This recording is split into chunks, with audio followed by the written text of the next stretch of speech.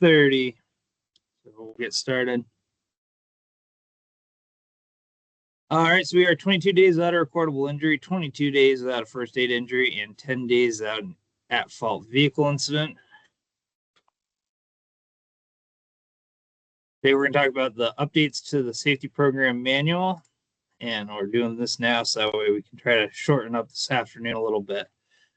So the ECI Safety Program Manual has been updated to version 4, and one of the goals of it was to maintain a living document that'll change. So you'll see there's going to be a 4.1, a 4.2, 4.3, so on and so forth as changes come up. How we make those changes will be discussed briefly today, but it can be viewed in the shared drive on the program manual, or if you ask myself or Matt or anybody for a copy, we can supply one to you. The updates in the manual just kind of bring it in line with what our practices are and try to more fairly map out a guide to how to handle different situations. And we will highlight major changes today. So one of the first things that we changed was the mission statement for the safety team. So Matt and myself, the mission of the ECI Health and Safety Team is to prevent workplace safety incidents, injuries, and violations. This is achieved through analysis, education, consultation, and enforcement in coordination with company leadership. The safety team also provides specialized in-house resources such as utility locating, confined space entry facilitation, and other safety support to ECI projects. There was also an addition of a strategy statement, which you can see in the manual. So we also added an amendment to make amendments. So this is a roadmap of if you feel like something should be in the safety program manual, this is how we would make a change, and then we could just add it in, make it, version 4.1, 4.2, so on and so forth. So it says the amendments to the ECI Safety Program Manual will be made on an as-needed basis. All employees of the company should feel empowered to bring forth suggested amendments to the ECI Safety Committee, to an ECI Safety Committee member of their choosing, or committee members may bring forth amendments themselves. It is recommended that the safety officers and chair of the safety committee meet once a year to discuss the manual. So basically, if you bring it to a member of the safety committee, or you come to a safety committee meeting and put forth what you think should be changed, then we'll work to change it. The safety committee will vote on it. It'll go to the CEO to approve, and then it will be adopted in, and we'll maintain a living copy, working copy of the document.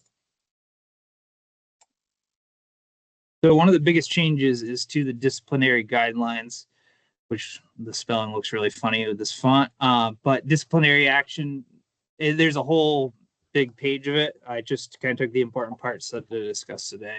So disciplinary action may be determined based upon severity, willfulness, and past infractions. Disciplinary actions are listed below in increasing severity, except for other, which we'll get to, but are not meant to be in any successive or consecutive order. So the old safety program manual just kind of said first safety offense, the second safety offense, that third safety offense, that, and that wasn't how we were actually doing it. So this new one reflects how we do it, and it also kind of gives you a guideline of who can do what for disciplinary actions. Just as a reminder, all things when it comes to discipline do fall back to the employee handbook. So different types of discipline are verbal warnings that can be given by whoever you see in parentheses. Corrective action plans and written warnings can come from different people in parentheses on there. Single day suspension, so sent home, can be done by a lot of people, which are in the parentheses there, but multi-day suspensions becomes your market manager or your CEO that can enforce that. Termination is the same, market manager or CEO, and other is market manager or CEO. And what other is, if you leave a truck in absolute mess and you get put on truck cleaning duty for a couple of days to learn to not do that, would fall under the other category. And we added vehicle safety and driving behaviors to it. So I'll read it out real quick. It is imperative that all ECI employees drive lawfully, defensively, and courteously. ECI-owned vehicles may be equipped with dash cameras, both forward and cab-facing, at the discretion of company leadership. Videos obtained from these cameras may be used to help correct unsafe behaviors or may provide the basis for disciplinary action. Video footage may also be used in the investigation of incidents involving ECI vehicles and or the public. Obviously, it's important that our safety manual reflects what we are currently doing out there. And as everybody knows, there are cameras in some of the vehicles. So that wraps up the big updates. Like I said, there's some nitty gritty things in there. So the best way to do that is to read through it. And if you need a copy, just let myself or Matt know. Yeah. Thanks, Tom. Tom, I want to thank you personally and Ben Heath and all the safety committee members. It's been about really a decade since we really combed through this with a fine comb and made some positive changes of how we actually been conducting our business. So it takes a village. Safety is all of our it's our biggest priority. It's our most important thing that we do each and every day is the decisions we make about the safety, how we treat ourselves, but our fellow coworkers. So I think these are good changes for the 2026 and beyond. And like you said, it's kind of a living document, and that's the idea. We constantly making minor tweaks and changes that makes ECI a great place to work. Yeah, it's good. The safety committee did a great job the last couple of years on all this stuff. And it's always a balance between, it's always easy to want to make rules for everything. But then when you constrict yourself, you get rid of the flexibility that sometimes we exercise here to do the right thing, because rules are tough. So it's a balance. The most important thing that I think as a worker here for years that we see is inconsistency in how things are dealt with and what we perceive as favoritism. Somebody not getting held to the same level of accountability that we are. And that's hard to put all that on a manual. That's mostly about us and how we work together and how we communicate about things when they're wrong and try to get them going in the right direction and fix them. So if there's something that's bugging you about anything related to safety, don't give up on it. Bring it up. And if you bring it to me, we're probably going to do something about it. But if you just stew about it, it gets real frustrating because we've all been there. So good job, Tom and Matt, and thanks to all the safety committee members. And I believe we will identify all of them later at the kickoff. All right. I guess I'm up. It's your turn. It seems that the constant contact that sends out our emails is working better the last couple weeks. You might have noticed that I also sent it out by the global because a couple of weeks ago it was hit or miss. It wasn't getting all the population. So last night I sent a global and I actually got a lot of people back that said they did get both. So it looks like the platform changed a little bit, so hopefully it'll be a little less quirky moving forward. And I hope everyone got it. But if you didn't receive the Friday email, let myself or Aaron, let Aaron know or me know, and we'll edit and make sure that we get the right address in there for you. And also let us know if we have a lot of these emails that go to your corporate email, but a lot of them also go to your private. So if you want to add an email, if you want to have it go to both or switch them around, let us know. We can tweak that a little bit for you. The important thing is that you get it. So let me start here. So today, our code of conduct item of the week is about confidentiality. And I always say, just use good judgment. If it seems like you shouldn't be saying something about some information that you have about the company or about our clients, it's better to just reserve communication whenever you can. We've been on a lot of jobs where we sign confidentiality agreements. For example, when we worked down at the Vermont nuclear power plant, we had to sign these things, and the guys were in and about the town speculating on why we were doing a project one time, and I got called down there by the plant manager who was sitting in a bar next to a couple of our guys. And they didn't realize who he was. Whoops. Yeah. Was that So wrong? we had a big meeting about confidentiality down there. That was a long time ago, but it was nothing was meant in the bad way either. It was just that, we get talking about stuff that we get excited about. Oversharing. Ownership topic of this week is actually also aligns with the theme that you'll find out at our kickoff meeting. It's about dedication. I'll let you read the rest, but I'll read the first and the last paragraph here. Dedication means being committed, loyal, and devoted to the long-term success of our company.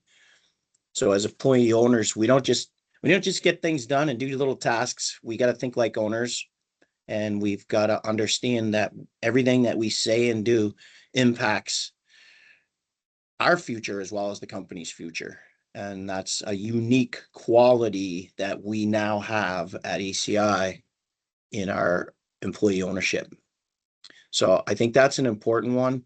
And self-sacrifice, a lot of times, I gotta get called in for a water break. Oh, that's a pain. Yeah, it is sometimes. But hopefully it helps a little bit knowing that when we respond to the water breaks or the emergencies or we get to work late, that we feel a little bit better about that self-sacrifice part and get behind it and get it done and take pride in it, because it is contributing. That extra effort is contributing to you. It's coming back to us. It's just designed that way. So that's good. So, like I say, it's mutually rewarding. You got to love the place that you work as much as that it loves and protects and takes care of you. So thanks for striving for excellence. I'll let you can read all the bullet points if you'd like, but we're going to talk about them later anyway. I wanted to just bring this one up again, just caring about our stuff, caring about our equipment. When your equipment gets to the job, check it out. Make sure that it's all okay. Check the oil, check the levels. And if there's anything that's not right with it, grab your device, either your tablet or your phone, and report it in Fleetio. Call the mechanics, let them know. But Fleetio works great. And they get these things, and then they can triage them and they can take care of it for you. We got a great staff out there. You'll see we actually got a group picture of them that you're going to see later in our program. For years we had 2 or 3, and I think we're at least 9 strong now, with other support people that are also working with them. So check the filters too. If there's a date on there that's a year old or 2 years old, yeah, put it in Fleetio. Yeah, put it in there. There's so many. I would hate to guess at how many filters we have, but there's a lot of them. Yep. It's gotten a lot better than it used to be. I remember finding one time a long time ago that was like 8 years. It had a date on it that was 8 years old. Okay, today, 11:30. Next door, 99. Kickoff. Hope everyone can make it. There's going to be some pretty cool stuff. There's at least 2 things that are going to be pretty awesome that you're going to discover at that meeting. You're going to walk away with something pretty cool also. So make sure to come and get your prize. We're going to have lunch. It's 11:30, and it, same place we had the Christmas party. I got some congratulations for several things that I found out about this week from different people. Brad Wells, congratulations. Brad Wells been promoted to shop foreman. Steve Kreis now, I don't know if he had it before, but he's now got a New Hampshire master electrician's license. That's a little bit of work to get those. Some of our PEs also, I'll let you know when I find out which ones, but some of the guys got their PE also in New York, and a lot of it's paperwork, but you know, it's going through some of the motions of proving that you're worthy to have that license over in another state. So it's a little bit of work. So good job, Steve. That helps us when we're doing some projects over in New Hampshire. Sam Coda, he got his commercial driver's license. Good job, Sam. We had quite a few of those lately. So if anyone has any milestones that they meet, let me know and we'll put it up here so everyone knows. We get some new employees, and I think most of these guys that we hired this week were all employee referrals, which is really good. It's a great program. And I even saw that Jeff, hopefully Jeff, you're out there. You made it in today, Jeff.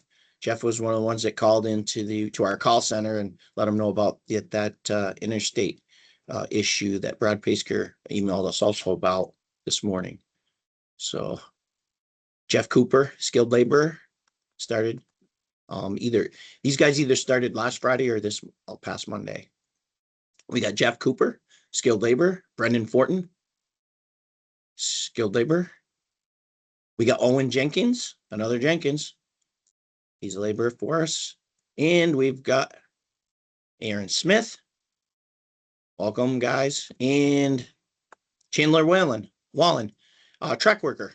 So five new employee owners this week. It's pretty awesome. So we're +5. Welcome. This week we're going to talk about our Connex boxes that we actually don't make them into a trailer because we call them trailers, but they don't have wheels on them. So I call them mobile offices or mobile units. Adam, are you on? Adam Piper was on. He gathered a lot of this for me. Yeah, I'm here. Are you able to, would you like to talk about these things? Sure. Okay. And you can either read word for word or you can paraphrase. It's fine to paraphrase. You got it. I'll drive for you if you want. Perfect. So ECI has been renting office trailers for resident engineers and for ECI use for decades. These units cost thousands of dollars, up to thousands of dollars a month to rent. So we decided to start building our own units out of Connex box shipping containers. ECI personnel has built office units out of both 20 and 40-foot boxes. We install exterior windows, doors, and signs. The units are spray foam insulated with stick framing, plywood on the walls, ceilings, and floors. The units are finished with an FRP ceiling, painted beadboard walls, and we install waterproof laminate flooring. We also construct workstations and conference-style setups for meetings in the larger 40-foot office units. The units are wired so that they can be hooked up with power service to a generator or to a power drop with outlets throughout the interior and baseboard electric heat. ECI can outfit these office units to include all the items that are required by the VTrans construction specifications. Yeah. ECI personnel builds these complete units without any subs for about half the cost of what you can purchase one of these for on the street. The ECI units are also of a much higher quality than the units you can buy.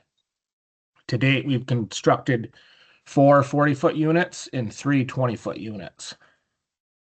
Oh, I didn't realize there were that many. That's cool. Yeah, we've built a pile of them. So there you can see the windows. You know, that's the most challenging part of these things is cutting in the windows and doors and getting them to seal up because of the corrugation makes that a challenge, but we seem to have a system that has been working, so that's good. Yeah. There's a picture showing the spray foam. I see the outlets too along Yep. the side.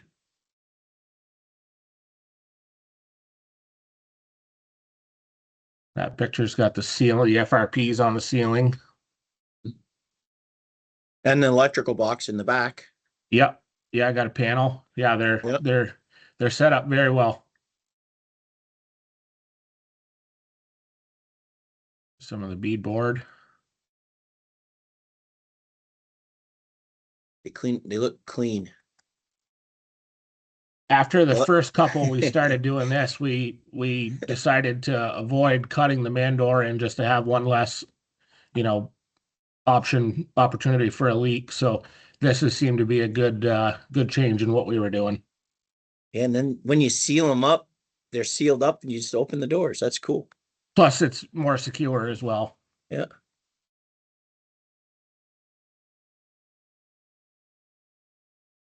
That's You guys after been that. learning about those windows, huh?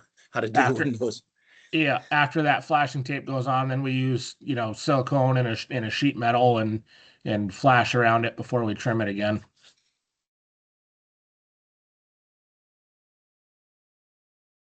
There's one that's Yep. ready for action.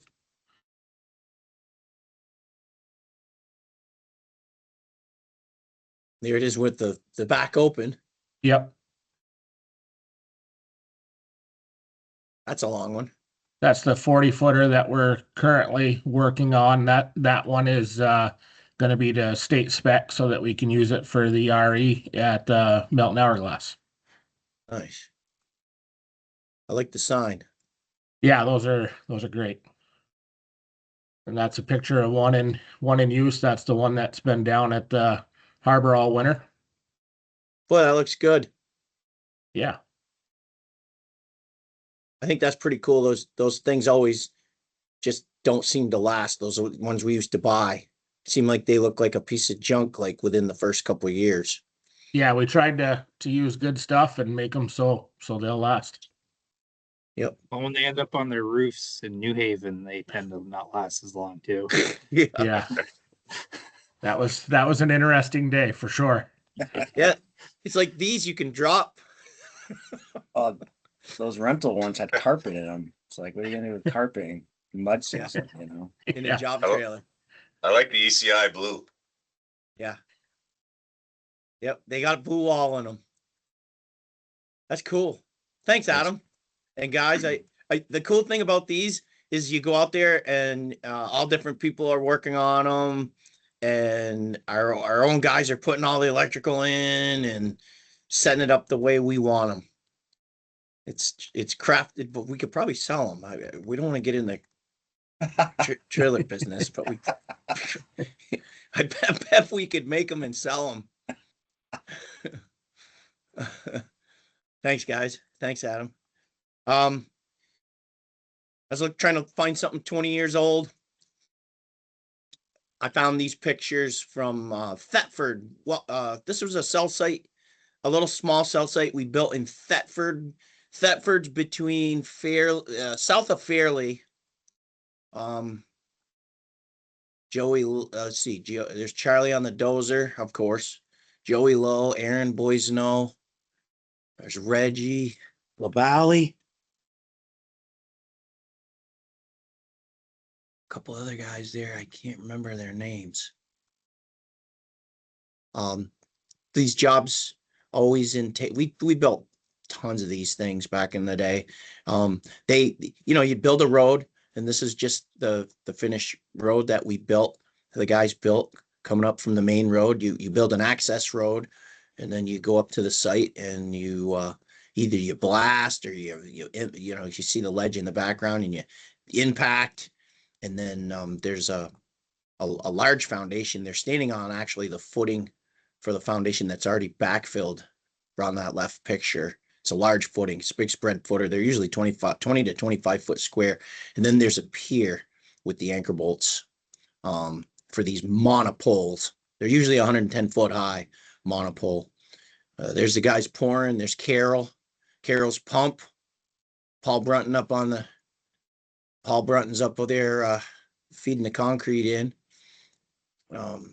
You can see these large either 30 or 36-inch sonotubes used to set the buildings on, and then you backfill, and then the building sets on that. You'll see the There's the monopole foundation that you see in pouring above. Then the building we'd haul the building up, set it on the piers, and set the monopole. And if you're ever in Thetford and you look up, you'll see this funny looking tree. That's that last picture. That's what the top looks like. They had to make them look like trees. And the guys that we talked to said that back then that Vermont was the only place around that wanted to make their cell sites look like trees, and it cost a lot of money. And those tree limbs were kind of crazy to put together and put on. It's like putting one of those Christmas trees that you buy at Walmart together. But so we did a lot of those, and I know every once in a while we do another one, but those are kind of cool little jobs that people liked back in the day. So I'll turn it back over to Matt and Tom. Yeah, if you're watching a group setting, please send over attendance this morning. And we'll see you guys all at 11:30. Have a great day. Have a safe day until then. See you Drive guys. safe out there.